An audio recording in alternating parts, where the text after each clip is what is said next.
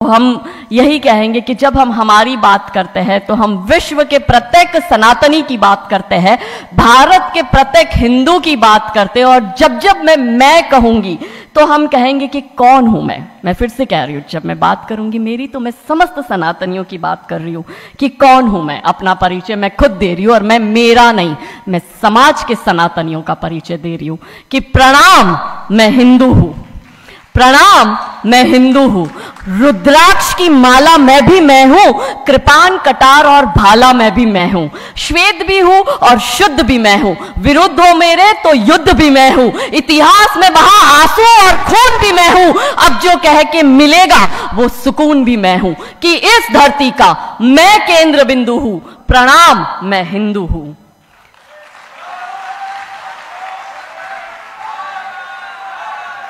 महादेव। चिता की अग्नि गंगा का पानी, चिता की अग्नि गंगा का पानी। सप्त ऋषियों सा ब्रह्म ज्ञानी भी मैं हूं। सियावर राम का हनुमान भी मैं हूं। भोला हूं, सरल हूं, तुम्हारा मित्र भी मैं हूं। खोल भी दूं तुमको और घुल भी जाऊं तुम में, कुछ ऐसा चरित्र भी मैं हूं कि इस धरती का मैं केंद्र बिंदु हूं। प्रणाम, मैं हिंदू हूं। प्रणाम का भाव भी मैं हूं। प्रणाम का भाव भी मैं हूं। आक्रमण का घाव भी मैं हूं। सहनशील, स्थिर और शांत भी मैं हूं। देवभूमि भारत का हर प्रांत भी मैं हूं। शक्ति, भक्ति ना थकती क्रांति भी मैं हूं। तूफान हूं और तूफान से पहले की शांति भी मैं हूं कि इस धरती का मैं केंद्र बिंदु हूं। प्रणाम, मैं हिंदू हूं। और क्योंकि आज हमारा विषय जो हमें दिया गया है वो सभ्यता संस्कृति को नष्ट कर देने वाले सेंसर बोर्ड के विषय में है। और जब जब हम सेंसर बोर्ड की बात करते हैं तो दिमाग में पहला भाव आता है बॉलीवुड का, ओटीटी प्लेटफॉर्म्स का।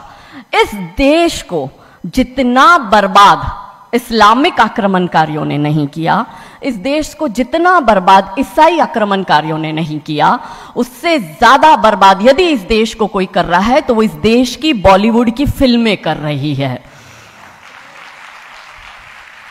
लड़ाई पूरी नैरेटिव की है, ये पूरी लड़ाई आइडियोलॉजी की है। कैसे हमारे दिमाग को खराब करते हैं। हमें बचपन से ये बताया गया कि मुगल ने देश पर आक्रमण किया, नहीं, देश पर आक्रमण मुसलमानों ने किया था। हमें यह बताया गया कि इस देश पर आक्रमण अंग्रेजों ने किया, नहीं, इस देश पर आक्रमण ईसाइयों ने किया था। और ये मुसलमान और ईसाई जो बाहर से आए, हमने इनको फिर भी अपनाया, इस देश में जगह दी, स्थान दिया, प्यार दिया, इन्हें इनको बनाने दिए, मस्जिदें बनाने दिया इनको, इनका गिरजाघर, इन्होंने हमारे धर्मांतरण भी कराए। और आज हालत यह है कि भारत के 9 राज्यों में और 200 जिलों में हिंदू अल्पसंख्यक हो गया है। और यही चिंता सताए रहती है। तब आज हम सब इस मंच पर होकर यह चिंतन मनन करते हैं कि हम हमारे देश की और हमारे धर्म की रक्षा कैसे करेंगे, क्योंकि धर्म बचेगा तो ही देश बचेगा, नहीं तो सिर्फ अवशेष बचेगा। कृष्ण बचेंगे, राम बचेंगे, चारों पावन धाम बचेंगे।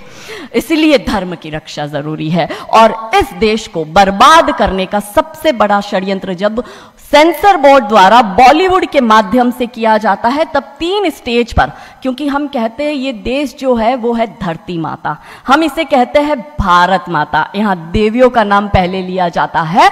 तो कैसे नैरेटिव बदला जाता है कि इस देश की महिलाओं का दिमाग खराब कर दो, देश अपने आप खत्म हो जाएगा।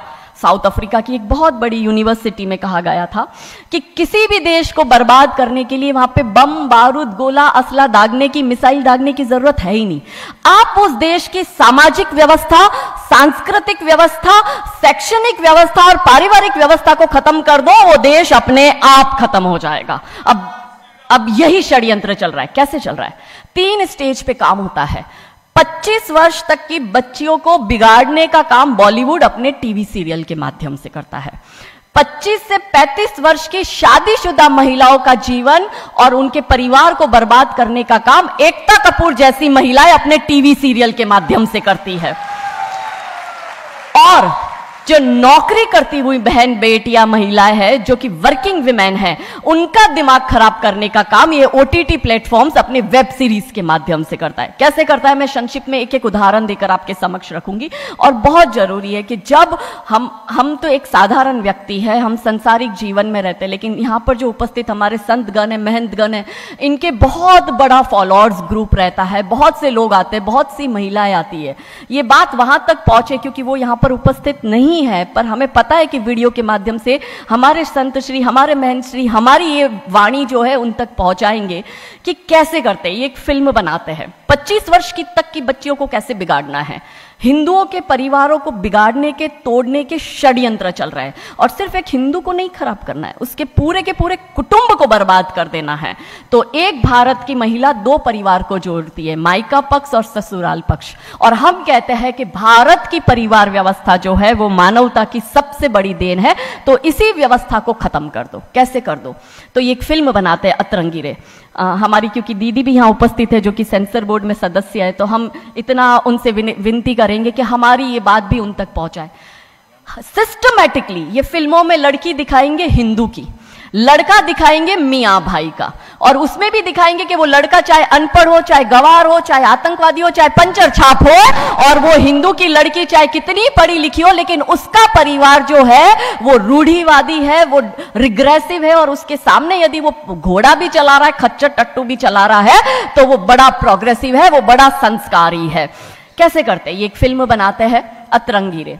अतरंगी रे फिल्म में जो कि आज की युवा बच्चियों का लेटेस्ट क्रश है, सारा अली खान हीरोइन लेते हैं। हमारी युवा बच्ची इसको फॉलो करती है।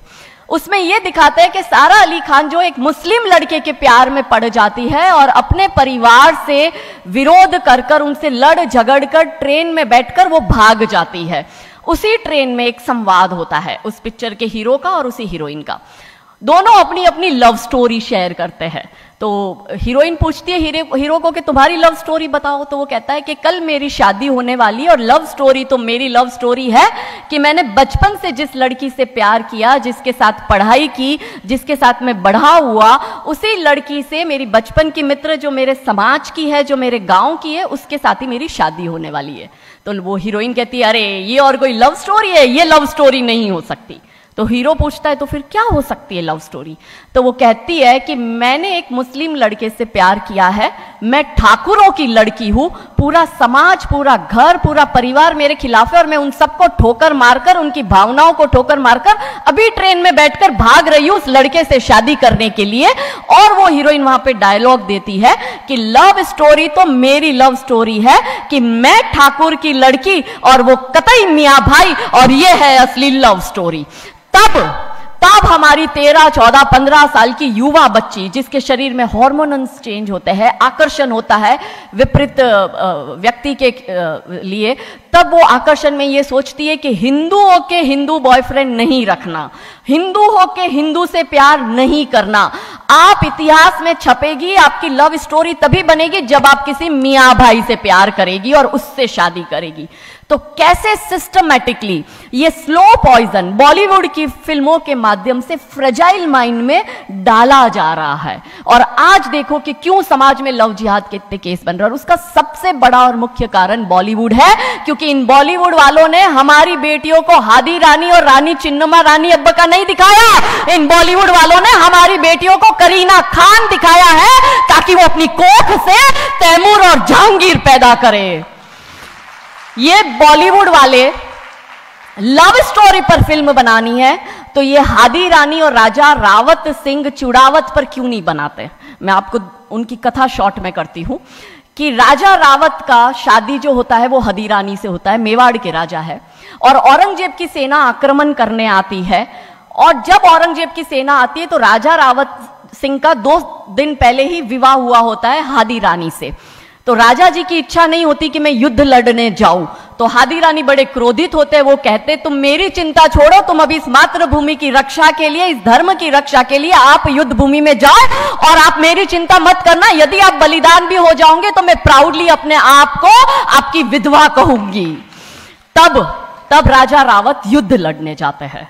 युद्ध भूमि में राजा रावत जी को हादी रानी की बहुत याद आती है, क्योंकि नई नई शादी हुई होती है, तो नई ब्याई दुल्हन को छोड़ के आए होते हैं, तो बहुत याद करते हैं। तो वो अपने दूत को कहते हैं, अभी सेना आने में समय होता है और युद्ध में भी समय होता है, तो वो कहते हैं अपने दूत को कि जा तू रानी सा के पास जा महल में और उनसे कहे कि राजा जी को आपकी बहुत याद आ रही है, आप अपनी कोई एक निशानी उनके लिए भेजो।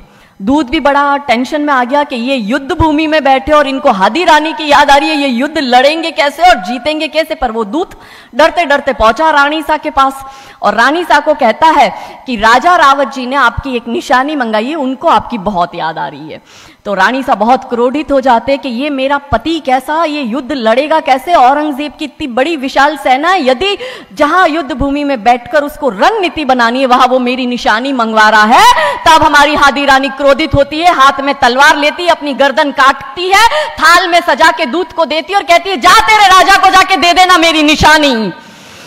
तब वो दूत युद्ध भूमि में जाता है, राजा जी को हादी रानी की निशानी यानी कि उनका कटा हुआ मुख देता है। राजा जी बड़े दुखी हो जाते हैं, उनको लगता है उनसे बहुत बड़ी गलती हो गई। राजा जी रानी की अंतिम इच्छा समझ जाते हैं, रानी जी के लंबे बाल होते हैं, उन बाल की वो माला बनाते हैं, उनके मुख की माला बनाते, वो युद्ध लड़ते हैं, औरंगजेब से युद्ध जीतते हैं और जीतने के बाद राजा रावत वहीं युद्ध भूमि में अपना बलिदान देते, अपनी गर्दन काटकर वहीं अपने जीवन का त्याग करते हैं। यह है लव स्टोरी। पर बॉलीवुड इस पर फिल्म नहीं बनाएगी कि इतिहास चुराए नहीं है, हमने इतिहास बनाए हैं और लाखों शीश कटे हैं रण में, तब जाके हिंदू कहलाए हैं। ये महान गौरवशाली इतिहास हमारा, पर बॉलीवुड इसका इतिहास हमारे समक्ष आने नहीं देता।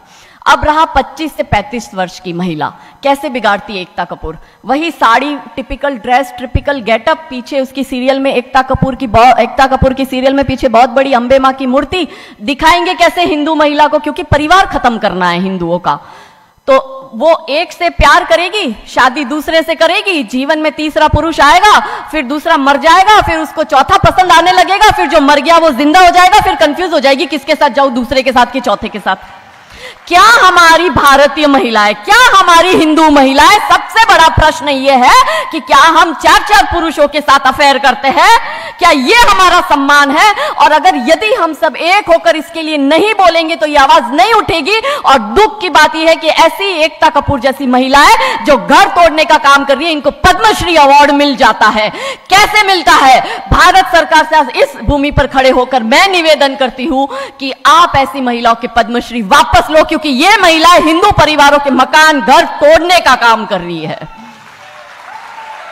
और तीसरा और अंतिम, नौकरी करने वाली बहनों का दिमाग कैसे खराब करना है। तो ओटीटी प्लेटफॉर्म के माध्यम से ये दिखाएंगे कि यदि आप नौकरी कर रही है तो आपके सास ससुर आपके पैर की जूती, आपका पति आपके पैर की जूती। बच्चा पैदा करने के लिए आपको किसी से शादी करने की जरूरत नहीं है, आपको ससुराल व्यवस्था में रहने की जरूरत नहीं है, और आप है फेमिनिस्ट। और स्त्रीवाद का झंडा दिखाकर हमारी बहन बेटियों को एक हाथ में शराब का ग्लास, दूसरे हाथ से सिगरेट फूको, अंग्रेजी में गालियां बको और आप अपने आप को फेमिनिस्ट कहो। क्या यह फेमिनिज्म है भारत की धरती का? ये कभी नहीं हो सकता। रानी चिन्नमा, रानी अब्ब का फेमिनिज्म का उदाहरण है। और दूर जाने की जरूरत नहीं है, हमारी परम पूजनीय दीदी मां साध्वी रितंबरा दीदी मां फेमिनिज्म का सबसे बड़ा उदाहरण हमारे समक्ष है।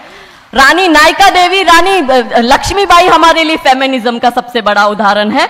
तो यहां उपस्थित सभी महानुभावों से हम यही विनती करते हैं कि फिल्म के माध्यम से ड्रग्स, अश्लीलता और गाली गलौच ये दिखाने के सिवाय कुछ नहीं होता। तो हम सब मिलकर एक साथ एक आवाज उठाए कि इन चीजों का बंद होना बहुत जरूरी है, क्योंकि आने वाली पीढ़ियों को बर्बाद करने का काम ये लोग अपने टीवी सीरियल और फिल्मों के माध्यम से कर रहे हैं। और क्योंकि शुरुआत भगवान राम जी के नाम से करी थी, तो अंत भी हम भगवान राम जी के नाम से करना चाहेंगे कि कौन है राम।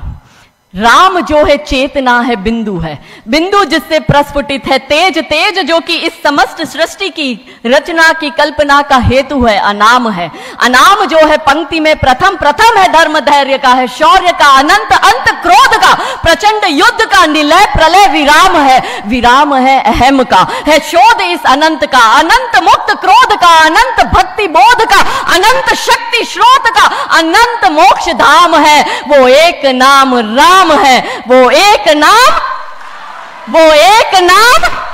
नमः पार्वती पते हर हर महादेव। बहुत बहुत धन्यवाद, बहुत बहुत आभार। Thank you.